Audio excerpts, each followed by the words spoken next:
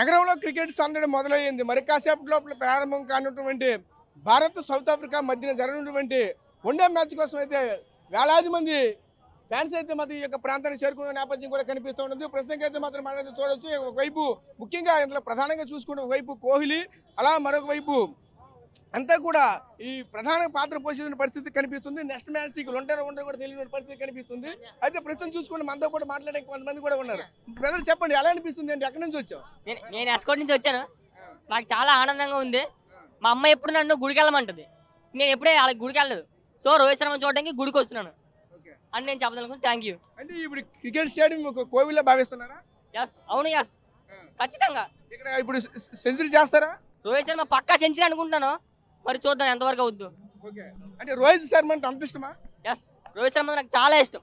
నా చిన్నప్పటి నుంచి నేను Rohit Sharma fan. 2027 world cup లో ఆడితే బాగుంటుంది అనుకుంటున్నారా? ఖచ్చితంగా ఆడాలి. ఖచ్చితంగా ఆడితేనే మరి మంచి ఫలితాలు వస్తాయి.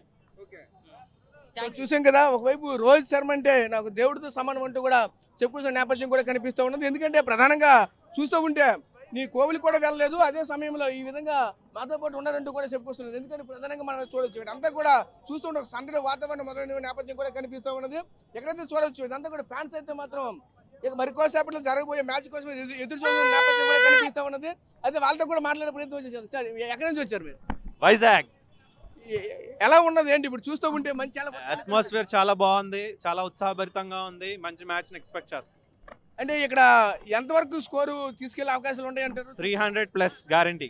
అవి ఎంతవరకు చూసుకుంటే ఇప్పటివరకు జరిగినట్టు ఆల్రెడీ 300+ అయితే ఆల్రెడీ వెళ్ళింది. ఇంతవరకు చూసుకుంటే మన స్టేడియం ఏదైతే ఇది కూడా మన భారత్కి అనుకూలంగా ఉన్న నేపథ్యం కూడా కనిపిస్తుంది. అంతా ఎలా చూడాలి?